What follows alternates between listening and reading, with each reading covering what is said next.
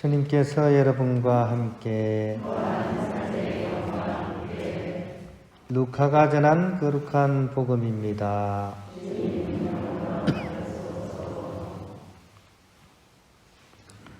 그때 세리들과 죄인들이 예수님의 말씀을 들으려고 가까이 모여들고 있었다.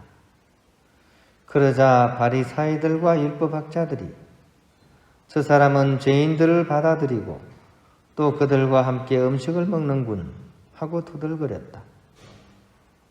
예수님께서 그들에게 이 비유를 말씀하셨다. 너희 가운데 어떤 사람이 양 100마리를 가지고 있었는데 그 가운데에서 한 마리를 잃으면 99마리를 광야에 놓아둔 채 잃은 양을 찾을 때까지 뒤쫓아 가지 않느냐. 그러다가 양을 찾으면 기뻐하며 어깨에 메고 집으로 가서 친구들과 이웃들을 불러 나와 함께 기뻐해 주십시오. 잃었던 내 양을 찾았습니다 하고 말한다. 내가 너희에게 말한다.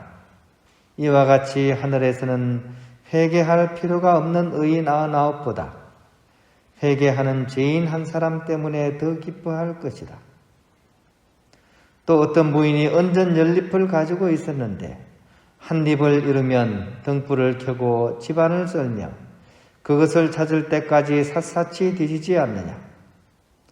그러다가 그것을 찾으면 친구들과 이웃들을 불러 나와 함께 기뻐해 주십시오. 잃었던 언전을 찾았습니다 하고 말한다. 내가 너희에게 말한다. 이와 같이 회개하는 죄인 한 사람 때문에 하느님의 천사들이 기뻐한다. 주님의 말씀입니다. 평화를 빕니다. 오늘 가를로 보로메오 주교님 기념일을 이렇게 보내고 있습니다. 1538년에 이렇게 태어나셔서 1584년에 선종하신 성인입니다. 출신은 이태리 밀라노의 아주 귀족 가문 출신이었고요. 어머니가 아주 뼈대 굵은 메디치 가문입니다. 메디치 가문은 르네상스가 있을 수 있도록 문화예술 쪽에 굉장히 지대한 부분을 했죠. 이 가문이 없었으면 아마 이렇게 르네상스는 일어나지 않았을 것입니다. 아무튼 아주 집안이 좋은 집안이었고 또 외삼촌이 비오 4세 교황이었습니다. 그러니까 막 젊은 나이 때부터 이제 발탁이 돼가지고 밀라노 대교구의 그런 행정관이 되게 되고 또 행정 담당으로서 국무성 장관도 역임하고 그죠? 젊어서부터 막 출세가도를 달렸던 분입니다. 근데 형님이 갑자기 사망을 하게 됩니다. 그러다 보니까 친척들이 집안을 이어야 되고 하니까 이제 막 결혼을 막 하도록 강요를 막 했습니다. 그때 이제 이분은 그 길을 택하지 않고 신부님이 되고 싶다는 그런 뜻을 세웁니다. 여러분 같으면 어떻게 하겠습니까? 모든 것이 어떻게 보면 보장이 된 그런 출세가도를 달릴 수 있는데 거기서 그런 선택을 할 수 있는지 항상 우리 성인들의 삶을 볼 때 눈여겨봐야 될 것은 그 상황 속에서 어떤 선택을 하느냐를 우리가 눈여겨보면 됩니다. 거기서 배울 게 많습니다. 그 선택이 그 사람의 삶을 만들기 때문이죠.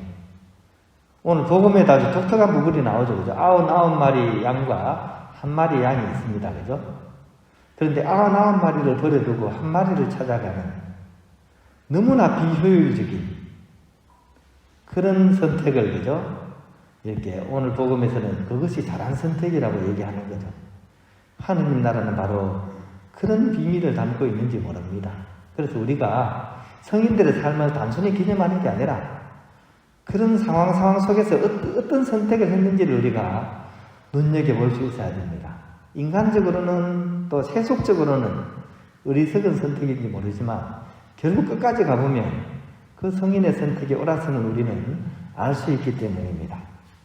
아무튼 이제 그런 결심을 하고 나서 이분은 25세 때 이제 서품을 받게 되고 얼마 안 있어 이제 밀라노의 그런 주교로서 성품을 하게 됩니다. 이분의 업적은 많은 것들이 있지만 특히 종교개혁이 일어난 후 가톨릭의 그런 쇄신 운동과 깊은 관련이 있습니다. 그 밀라노 대교구의 그런 개혁을 주도하게 되고요. 또 트리엔트 공회의 말년에 온 교회의 그런 개혁에 손을 뻗치게 됩니다. 즉 종교적, 윤리적 상황이 참으로 암담하던 시기, 먼저 모범과 표양을 보이는 그런 방법을 통해서 사람들에게 감화를 줬고 자신이 이렇게 얻을 수 있는 수입의 대부분을 자선사업에 충당을 했습니다. 그리고 본인은 굉장히 검소하게 그것도 엄한 보속을 행하면서 살았습니다. 1576년 전염병이 굉장히 번지던 때였습니다. 그 기근 속에서 이분은 매일 6만 명에서 7만 명의 그런 사람들을 먹여 살리느라 정말 끙끙대고, 그죠? 빚도 많이 지고, 그것을 갚느라고 몇 년 동안 굉장히 고생을 하셨다 그럽니다. 전염병이 막 심해졌을 때 도시의 관리들은 다 살기 위해서 도망을 갔지만 이분은 끝까지 남아서 병자들과 죽어가는 사람들, 궁핍한 사람들을 돌보는 그런 선택을 했습니다. 이런 과중한 업무와 노력은 결국 이분의 건강을 해치게 됐고 46살 나이에 어떻게 보면 요절하게 되시는 그런 삶을 살아가시게 됩니다. 모르겠습니다. 어떤 선택이 좋은 선택인지. 46세 요절하는 게 좋은 선택일까요? 안 그러면 호의호식 누리면서 더 오래 사는 것이 좋은 선택일까요? 하지만 이분이 보이는 삶은 이 삶의 밀도가 어떠 있는지를 우리에게 알려줍니다. 길게 사는 것이 중요한 것이 아니라 정말 행복하고 또 훌륭하게 사는 것이 더 나은 선택인 거죠. 이분은 당신 삶의 그런 선택을 할 수 있는 비결을 이런 문구를 통해서 우리에게 알려줍니다. 그것은 바로 묵상기도에 관한 말씀입니다. 이분은 이 묵상기도를 굉장히 강조했던 분입니다. 어떤 일을 하기 전이나 하는 동안이나 마친 뒤에는 반드시 이분은 묵상을 통해서 이렇게 당신의 삶을 정리했고 이렇게 얘기합니다. 묵상기도 안에서 우리는 그리스도를 우리와 다른 사람들 안에서 태어나게 할 수 있는 힘을 가지게 될 것입니다. 이 표현이 굉장히 중요한 표현입니다. 우리는 이 그리스도인으로서 삶을 살아가면서 얼마나 그리스도를 내 삶 속에서 낳습니까? 그리스도를 낳는다는 표현입니다. 그죠? 단순히 그냥 바라본다는 차원이 아니라 내 삶을 통해서 그리스도를 낳는다는 표현. 이것이 굉장히 중요한 표현입니다. 이것이 우리가 또 한 명의 그런 그리스도로서 우리의 삶을 사는 의미를 이 문구 속에 지니고 있기 때문입니다. 그것을 하기 위해서 이 성인은 묵상기도를 많이 이용하셨던 것이죠.